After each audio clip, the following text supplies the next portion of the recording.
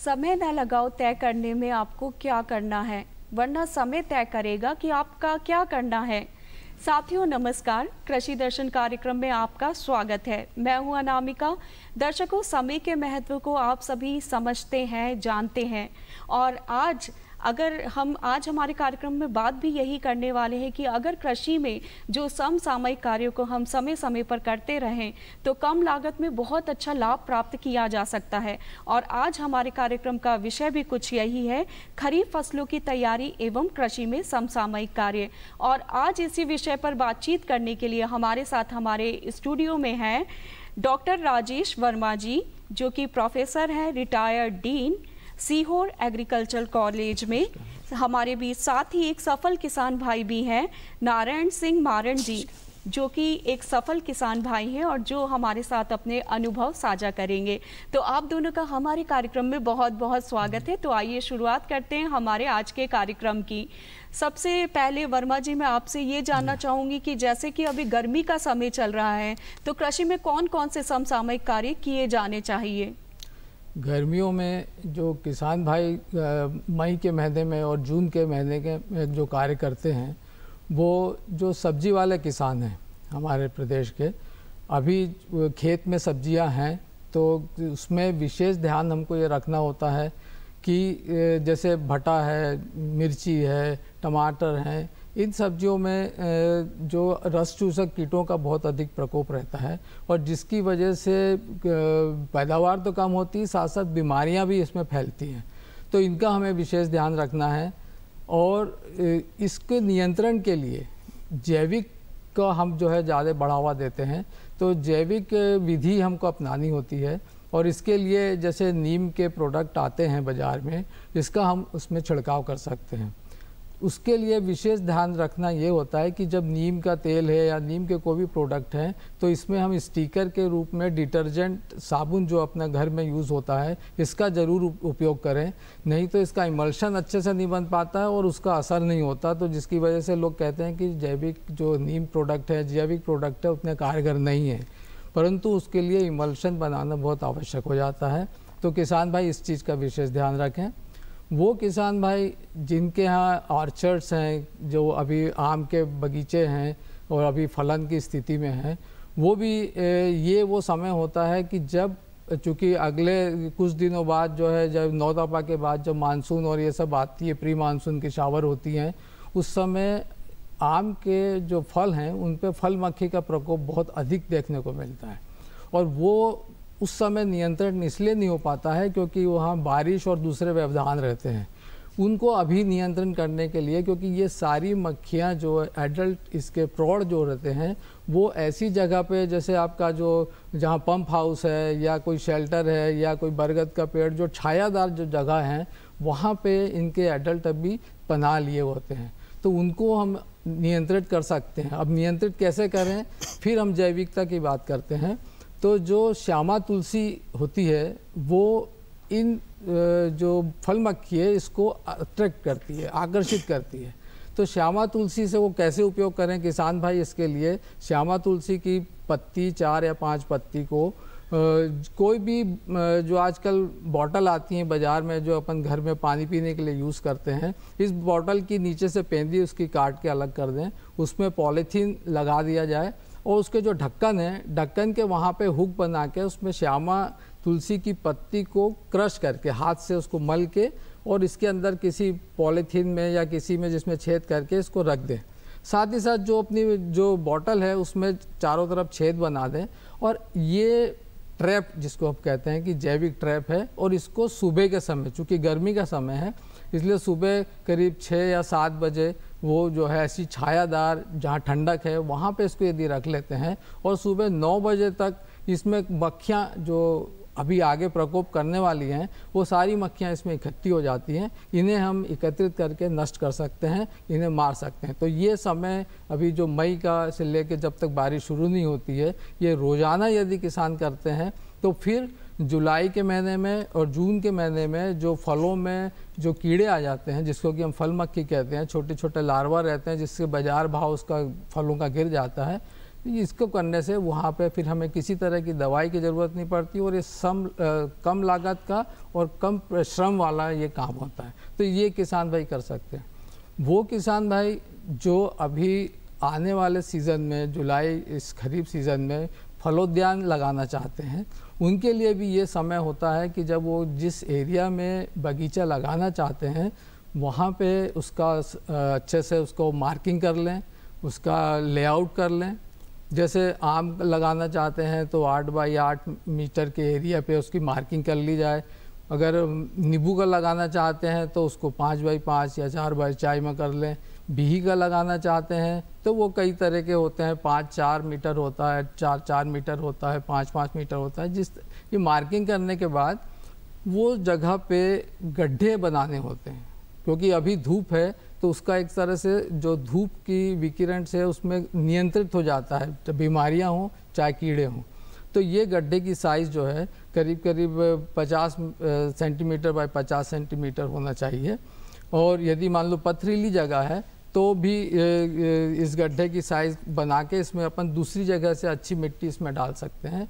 पर यहाँ पर विशेष बात ये ध्यान रखनी होती है कि जब भी हम गड्ढा बनाएं तो इसमें जो ऊपर की मिट्टी है, मतलब कम से कम 8 सेंटीमीटर की मिट्टी को हमको अलग रखना है और नीचे की मिट्टी को अलग रखना है। और उसके बाद इस गड्ढों को खुला छोड़ दें और इसे जो है 9 तपा की धूप अच्छी इस पर लग जाने दें, ताकि हम जो पौधा लगाने वाले हैं उस समय ना उसमें कोई कीट का प्रकोप हो, ना किसी तरह की बीमारी हो। तो वो तैयारी किसान भाई अभी कर सकते हैं। बाद में इस मिट्टी में खाद मिला के इसे बारिश के पूर्व भर दिया जाए और फिर अच्छी बारिश आने पे फिर इन पे पौधे लगा सकते हैं। तो ये तैयारी हमको अभी करना है। साथ ही साथ वो किसान हमको ये भी ध्यान रखें जिन्होंने गन्ना लगा रखा है। गन्ने की फसल जैसे कि आप सभी जानते हैं कि एक तो जो शीतकालीन गन्ना होता है और एक अभी ग्रीष्म में मार्च अप्रैल में जो लगाया जाता है। तो जो मार्च अप्रैल में लगे हैं उनमें सिंचाई की व्यवस्था उनको बनाना है, जल निकासी भी करना है क्योंकि अभी आगे जो है बारिश आने वाली है। और जो पुराने गन्ने के पौधे जिन्होंने शीतकाल में लगा रखा है उसे फिर स्टैकिंग करना, बांधना पड़ता है ताकि तेज़ हवा में ये गिरे नहीं। तो वो काम भी अभी इस समय करना उनको ज़रूरी है। तो इन सब बातों का किसान भाई यदि ध्यान रखते हैं तो आगे जो खरीफ की फसल की हमको बुआई करना है उस समय हमें ये सब चीज़ें करने की ज़रूरत नहीं। वर्मा जी, आपने बहुत अच्छी जानकारी दी और किसान भाइयों आपने देखा और समझा होगा कि अभी कृषि में कौन कौन से समसामयिक कार्य किए जाने चाहिए। और जैसा कि मैंने आपको पहले भी बताया था कि हमारे बीच एक सफल किसान भाई भी हैं, नारायण सिंह जी। तो आपका भी हमारे कार्यक्रम में बहुत बहुत स्वागत है। नारायण सिंह जी, हम आपसे आपके बारे में कुछ जानना चाहेंगे, आप हमें अपने बारे में कुछ बताएं। जी, मैं नारायण सिंह मारण हूँ और ग्राम मेंडोरी भोपाल का निवासी हूँ। मैं खेती किसानी करता हूँ और गर्मी के सीज़न में जो खेतों को तैयार करते हैं वही एक रूपरेखा साल भर की, जो जैसे गर्मी में अगर सही तैयार कर लिए किसान ने तो मान के चलो उसकी सारी फसलें अच्छी होती चली जाएगी। और गर्मी में विशेषकर गहरी जुताई करते हैं हम लोग, जिससे कि जो नीचे के कीटाणु या कुछ इल्लियाँ होती हैं वो कि धूप के कारण नष्ट हो जाती हैं, जो कि आगे की अपनी जो फसल रबी की फसल होती है वो खरीफ की फसल, तो उसमें जो है नुकसान ना करें। उनके अंडे नष्ट हो जाते हैं, कुछ ऐसी चीज़ें होती हैं जो फसल को नुकसान करती है, तो वो क्या गर्मी के कारण उनको नष्ट हो जाती हैं, जिससे अपनी फसल अच्छी होती है। और फसल को लेवलीकरण भी किया जाता है। जैसे अगर धान के लिए है तो धान के लिए गड्ढे तैयार करते हैं हम लोग और उनमें धान पानी भर के उनमें धान प्रतिरोपित करते हैं। और सोयाबीन के लिए भी ज़मीन को अच्छा भुरभुरा बनाते हैं जिससे कि सोयाबीन की फसल अच्छी हो। ऐसी मक्का की होते तो अलग अलग मक्का के भी थाले बनते हैं, पार जैसी लगाते हैं किसान, उसमें मक्का का बीज जो है रोपित करते हैं जिससे कि पौधा अच्छा एवरेज दे, अच्छी फसल निकले। तो क्या आप पशुपालन भी करते हैं? जी हाँ, बिल्कुल, मैं पशुपालन भी करता हूँ, क्योंकि कृषि और पशुपालन लगभग दोनों जो व्यापार हैं या धंधे हैं या जो भी अपन कह सकते हैं वो एक दूसरे के पूरक हैं। जो किसान है उसको तो कृषि और पशुपालन ज़रूर करना चाहिए किसानों को, क्योंकि किसान का जो कृषि का जो बेस्ट मटेरियल होता है, जैसे हरा चारा हुआ, निंदाई करते हैं तो बहुत सी चीज़ें निकलती हैं वो पशुओं का काम आती है। और पशुओं का जो गोबर होता है वो पूरा भरपूर खाद का उपयोग कृषि में करते हैं। तो मैं तो यही राय करता हूँ खुद भी और किसान भाइयों को भी यही राय दूँगा कि वो कृषि के साथ साथ पशुपालन अवश्य करें। बहुत अच्छी बात कही आपने कि हाँ, अगर आप खेती बाड़ी के साथ साथ पशुपालन भी करते हैं तो आपको एक अतिरिक्त आय प्राप्त हो सकती है। और दर्शकों, वक्त है एक छोटे से ब्रेक का, तो मिलते हैं इस छोटे से ब्रेक के बाद। अरे सुन तो। मुझे क्या सुनाना चाहते हो? जो सुनाओ मेरी सौतन को। किसको? अरे वही तुम्हारा मोबाइल फोन जिससे सुबह शाम दिन रात चिपके रहते थे और कहते थे किसान कॉल सेंटर से बातें हो रही हैं। अच्छा ये बात है। हाँ, क्यों, क्या हुआ? अब बात नहीं होती क्या? अब तो झट से बात हो जाती है। संबंधी समस्याओं का अपनी भाषा में तुरंत हल पाने के लिए पूरे भारत में किसी भी फोन से हेल्पलाइन नंबर पर संपर्क करें। किसानों का दोस्त किसान कॉल सेंटर।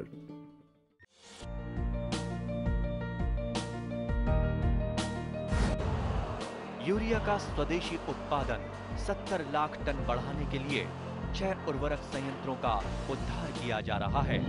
FCIL के गोरखपुर, सिंदरी, तलचर और रामागुंडम संयंत्र, HFCL की बरौनी इकाई और BVFCL की नामरू फोर्थ। सोने पर सुहागा ये है कि देश में अब बनेगा सिर्फ नीम लेपित यूरिया, क्योंकि इससे होगा किसानों का फायदा ही फायदा। अनाज का उत्पादन 10% तक बढ़ेगा। बढ़ेगी 10 से 15% नाइट्रोजन क्षमता।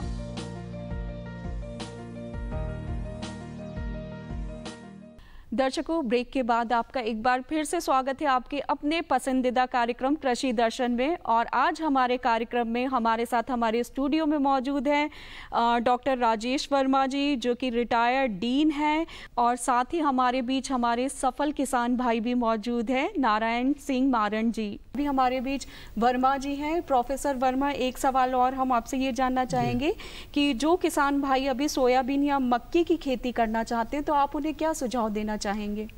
हाँ, किसान भाइयों का ये खास समय है, क्योंकि अभी जुलाई के बाद खरीफ सीज़न प्रारंभ होने वाला है। तो यहाँ पर अभी सारी तैयारी का समय यही है।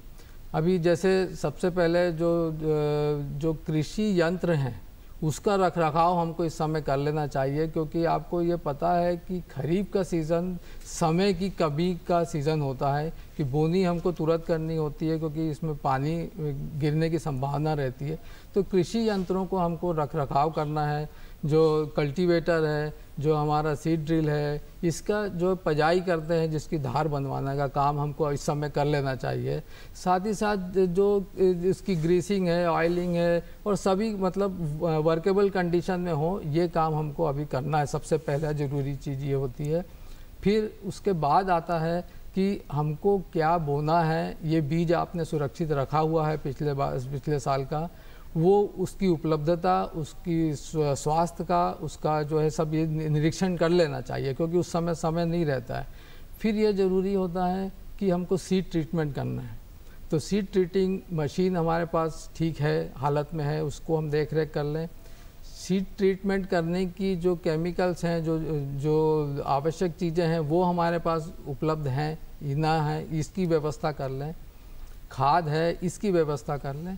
फिर एक ज़रूरी चीज़ें ये हो जाती है कि जो छिड़काव के यंत्र हैं, जैसे खरपतवार के लिए बोनी के बाद हम ज़रूर करते हैं, वो किस स्थिति में, तो ये सब रखरखाव हमें अभी कर लेना चाहिए। फिर बात आती है कि जो किसान भाई धान लगाते हैं, क्योंकि प्रदेश में अभी धान का एरिया भी काफ़ी बढ़ रहा है, जो धान लगाते हैं वो अभी रोपा लगाने का समय है। क्योंकि रोपा लगने के बाद 20 से 24-25 दिन बाद हम उसको खेत में लगाते हैं, तो उसके पहले हमको इसकी तैयारी करनी होती है। अगर ये नहीं करेंगे तो फिर हम लेट हो जाते हैं। स्वस्थ रोपा यदि हम लगाते हैं तो अब रोपा जो है, किसान भाई जानते हैं कि आजकल धान लगाने के 2-3 तरीके हो गए हैं। जैसे SRI मेथड होती है। SRI मेथड में आपको सबको पता है कि जो 14 दिन 15 दिन पुराने रोपा को हमको खेत में लाना है, तो उस हिसाब से प्लानिंग करना है कि हमको जब खेत में बोना है उसके 14-15 दिन पहले हमको SRI मेथड वाला रोपा लगाना है। जो हमें ट्रेडिशनल मेथड है, जिसको कि हाथ से हमको बोना पड़ता है, या मशीन के भी आ गई हैं आजकल, मशीन से भी बोना पड़ता है, तो इनके रोपे के लिए नर्सरी हमको लगानी होती है।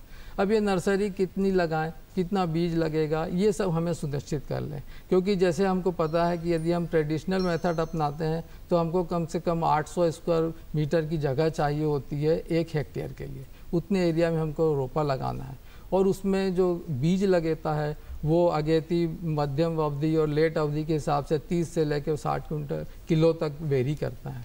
तो उस हिसाब से बीज की व्यवस्था करें, उसको सीड ट्रीटमेंट की व्यवस्था करें और रोपे के लिए जो बेड है वो अभी से तैयार कर लें। क्योंकि इसके लिए ज़रूरी है कि उसमें चूँकि बार बार सिंचाई करना होता है तो पानी के स्रोत के पास हमारे पास ये बेड होना चाहिए। इस बेड को हमको अभी कल्टीवेट कर लेना है, 1-2 बार जुताई कर लेना है, पानी हल्का दे के उसको नरम बना देना है। साथ ही साथ इसमें हमको जो फर्टिलाइज़र की ज़रूरत पड़ती है, गोबर की खाद लगती है, इसके लिए अगर आप वहाँ की मिट्टी अच्छी है तो वो लें। उसमें गोबर का खाद जो है वो करीब करीब जो है हमको उसमें समझ लीजिए 10 किलो के आसपास मिनिमम, यदि SRI मेथड में जाते हैं। यदि हम ट्रेडिशनल में जाते हैं तो हमके पास जो है करीब करीब 20 क्विंटल हमको खाद चाहिए होता है इतने एरिया के लिए। और इसके बाद जो 17-17 करके 17-17-17 या 19-19-19 फर्टिलाइज़र आते हैं NPK, ये हमको इसमें मिलाना है 2 किलो प्रति 100 स्क्वायर मीटर के हिसाब से, मतलब करीब करीब 15-16 किलो हमको इसमें मिलाना होता है। तो ये सब मिला के उसको अच्छे से मल्च करके और उसमें 2.5 मीटर के से पट्टे और करीब 30 सेंटीमीटर 50 सेंटीमीटर की नाली जिससे हम जल निकास कर सकें, ये सब हमको रेडी करके और फिर जो बीज हमारे पास है उसे ओवरनाइट, रात भर के लिए इसको सोक करें, पानी में मिलाएं। जब ये अंकुरित होने लगता है तब इसे रोपे पे यूनिफॉर्म बिछा के फिर इस पर हल्का सा इसकी मिट्टी से उसको कवर करें। ये हमारा रोपा इस तरह से लग जाता है जिसे हम 20-25 दिन बाद खेतों पे लगाने वाले रहते हैं। तो ये तैयारी हमको अभी करनी है। फिर SRI वाले के लिए करीब करीब 100 स्क्वायर मीटर की एरिया काफ़ी होता है और बीज भी कम लगता है। उसमें करीब जो है 7 से 8 किलो बीज जो है वो 1 हेक्टेयर के लिए पर्याप्त हो जाता है। तो ये मेथड हम कर सकते हैं। वो किसान भाई जो मशीन का उपयोग करते हैं, क्योंकि आजकल लेबर बहुत महंगी है, मशीन का उपयोग करते हैं, मशीन से रोपाई करते हैं, तो उसके लिए बेड अलग तरह का प्रिपेयर होता है। उसमें करीब करीब जो है समझ लीजिए इसमें करीब 50 सेंटीमीटर लंबा और करीब करीब 4 फीट ऊपर चौड़ा ये बेड होता है, जो कि लकड़ी के फ्रेम होते हैं इसके और 4 सेंटीमीटर ऊंचे होते हैं। इसे हार्ड सरफेस पे कंक्रीट है या पॉलीथीन की शीट है, इसके ऊपर रख के रोपा लगाया जाता है ताकि ये पूरी शीट की शीट मशीन पे फिट हो जाती है और वो मैकेनिकली उसको रोपाई करती है। तो ये सब हमको अभी तैयारी करनी है। वो किसान भाई जो सोयाबीन पे जाना चाहते हैं, तो सोयाबीन पे जाना चाहते हैं तो हम ये देख लें कि हमारे रिज फरो मेथड से जनरली सब रिकमेंड करते हैं, क्योंकि ऐसी स्थिति रिज फरो मेथड ऐसी होती है जिसको मेड़ और कूड़ विधि बोलते हैं। और वो ऐसी है कि यदि मान लो पानी बहुत ज़्यादा गिर जाता है, जबकि सोयाबीन में और सोयाबीन है, अरहर है, इसमें ये होता है कि यदि हमने बुआई की और पानी आ गया बहुत तेज़ तो समझ लीजिए जर्मिनेशन असर पड़ जाता है। तो मेड़ कूड़ मेथड कि यंत्र हमारे पास हैं नहीं है तो बहुत आजकल जो कस्टम हायरिंग सिस्टम ये सब चीज़ें व्यवस्था सर आपने बहुत अच्छी जानकारी दी। अभी हमारे भी सफल किसान भाई नारायण सिंह जी भी हैं। सर आप कैसे खेती करते हैं कि खेती में कम लागत में बहुत अच्छा उत्पादन प्राप्त किया जा सके? आप हमारे किसान भाइयों को कुछ सुझाव दें। आजकल महंगाई तो बहुत ज़्यादा हो गई है, खेती करना मतलब बहुत लागत की बात हो गई है। मगर किसान भाई अपने सोच बूझ से अगर काम करें, कुछ घरेलू उपाय अपनाएं तो उसकी लागत कम हो जाती है। सर आप भी क्या कुछ देसी जुगाड़ अपनाते हैं, कुछ ऐसे यंत्रों का इस्तेमाल करते हैं जो घर में बनाए गए हैं? जी पहले तो क्या गाड़ी और बैल चलते थे तो उनसे उपयोग करते थे, उसमें लागत ही नहीं आती थी। मगर आजकल क्या संसाधन हो गए हैं, जैसे अब ट्रैक्टर हुआ है तो ट्रैक्टर में भी अपन अपना मशीनरी को कंप्लीट रखें। जैसे अभी सर ने बताया कि सीडेल है, ये अपने कल्टीवेटर हुआ, ये जो भी यंत्र अपने कृषि में उपयोग है कि अपने को फसल के टाइम ज़रूरत पड़ेगी तो उनको पहले से ही तैयार करके रखें। और दूसरा चीज़ है बार बार खेतों को कम से कम हकाई करके, मतलब ऐसा नहीं कि एक बार, क्योंकि शुरू में जो अपन हकाई करते हैं तो बड़े बड़े डीमल निकलते हैं जिससे कि जो रोप अपन डालते हैं या जो भी बीज बोते हैं तो उससे अंकुरन नहीं हो पाता है। तो फसल कृषि को मतलब ज़मीन को ऐसा बना लीजिए कि जिससे कि बिल्कुल एकदम मैदान जैसा लगे। जो बारिश का पानी आता है तो ज़मीन अच्छे से फूल जाए और जो अपन कल्टीवेटर करते हैं, जुताई करते हैं तो ज़मीन एकदम भुरभुरी हो जाए ताकि जो बीज डालते हैं तो पूरा एक एक दाना जो है बाहर आए और उसमें ग्रोथ भी अच्छी रहती है। पेड़ भी मजबूत बनता है उसमें, जिससे फसल भी अच्छी लगती है। और दूसरा, जैसे पशुपालन अगर किसान भाई करते हैं तो जो गोबर निकलता है, तो गोबर का उपयोग करें तो रासायन में जो कि महंगे महंगे खाद हैं उनसे अपने को बचत मिलेगी। अपन गोबर का यूज़ करेंगे, और जबकि सबसे अच्छा खाद माना जाता है जैविक खाद में आता है, और बहुत अच्छी ग्रोथ करता है फसल के लिए, बहुत अच्छा, मतलब कि वरदान अमृत है कुल मिला के। तो नारायण जी, आप जैविक खाद का इस्तेमाल करते हैं कि रासायनिक खाद का? हम तो वैसे दोनों का करते हैं, मगर जैविक खाद का भी करते हैं, और रसायन भी यूज़ करना पड़ती है, क्योंकि ज़मीनें आजकल इतनी नशीली हो गई कि अगर रसायन का यूज़ ना करो तो फसल बहुत कमज़ोर होती है, जिससे कि घाटा नुकसान होने की संभावना रहती है। तो आप और भी किसान भाइयों में जन जागरूकता लाते हैं कि हाँ, हमें जैविक खेती को अधिक से अधिक बढ़ावा देना चाहिए? बिल्कुल बिल्कुल, हमारी चौपालों पे भी चर्चाएं होती हैं कि जो अपन फसल उगाते हैं तो कम लागत में ज़्यादा फसल कैसे कर सकते हैं। दूसरा चीज़, जैविक से खेती करने से ये फ़ायदा है कि रसायन का कम उपयोग हुआ, तो उसमें लोग जो कि अपन खाने में यूज़ लेते हैं, कोई फसल हुई खाने में यूज़ होती है, जिससे बीमारियों को बढ़ावा ना मिले। बिल्कुल सही कहा नारायण जी, जैविक खेती के माध्यम से आप स्वस्थ भी रह सकते हैं और मिट्टी भी स्वस्थ रहती है। हाँ, आप किसान भाइयों को चलते चलते क्या जानकारी देना चाहेंगे? कुछ आपके अनुभव साझा करिए कि किस तरह से कम लागत में अच्छा उत्पादन प्राप्त किया जा सकता है। मैं फिर भी बार बार यही कहूँगा किसान भाइयों से, सबसे पहले तो ज़मीन पर फोकस करें। गर्मी के टाइम पे ज़मीन को इतना अच्छा बना लें, बिल्कुल बेहतरीन भुरभुरी मिट्टी हो जाए। और अभी जुताई तो अपन ने गहरी कर ही चुके हैं, क्योंकि अब सीज़न भी जुताई का गया। गहरी जुताई के बाद जो धूप लगी है, और जो जीव जंतु जो पहले से उसमें जो फसल को नुकसान करते हैं वो नष्ट हो चुके हैं लगभग। और अब जैसे अपन ने पिलाव कर ही चुके हैं, इसके बाद में अब ज़मीन को लेवल करने में जुट जाएँ सबके सब। और अपने कृषि यंत्रों को जो भी है तैयार रखें, बीज को तैयार रखें, ताकि बारिश होते ही जो है समय पर बुवाई की जा सके और अपन को जो है अच्छा लाभ मिल सके। मेरा किसान भाइयों से यही निवेदन है कि बस फसल की तैयारी करना शुरू कर दें। यही सवाल वर्मा जी हम आपसे भी जानना चाहेंगे कि आप किसान भाइयों को कोई संदेश देना चाहेंगे ताकि कम लागत में अच्छा मुनाफा प्राप्त किया जा सके? किसान भाई, जो कम लागत में अच्छा मुनाफा प्राप्त करने के लिए सबसे सीधा रास्ता है कि जो कृषि की जो रिकमेंडेड तकनीकी हैं उसका वो अक्षर से पालन करें, और साथ साथ समय का विशेष ध्यान रखें, क्योंकि समय निकलने के बाद फिर अगर जैसे कोई इंसेक्ट है या कोई डिजीज़ है फैल चुकी है, तब नियंत्रण मुश्किल हो जाता है। तो मैं शॉर्ट में जो मेरी बात अधूरी रह गई थी उसे मैं पूरा कर देता हूँ कि जो विल्ट है, विल्ट रोकने के लिए ज़रूरी होता है कि सोरगम, जिसको हम चरी कहते हैं, चरी का हम जो है उस उद्यान में उसको प्लांटेशन करना होता है, और अभी ये समय होता है कि हम उसे लगा दें ताकि पहली बारिश में वो उगाए। और उसके बाद जुलाई आते जब वर्केबल कंडीशन चली जाए, उसके पहले 1 महीने की फसल को यदि हम उसको काट के जानवरों के चारे के लिए उपयोग कर सकते हैं, उसे बेच सकते हैं। इसका फ़ायदा ये होता है कि जो सोरगम है उसकी जड़ में एक तरह के एलिलोपैथी होती है जो कि फ्यूजेरियम विल्ट को ख़त्म करती है, और ऐसे बगीचे जो लगे हुए हैं जिनमें फ्यूजेरियम है उसे हम आसानी से जैविक विधि से बिना पैसे के नियंत्रित कर सकते हैं, और उसका जो है उपयोग हम चारे के लिए भी कर सकते हैं। तो ये किसान भाई जो इसको अपना के अपने पौधों को, अपने ऑर्चर्ड को जो है बीमारी से बचा सकते हैं।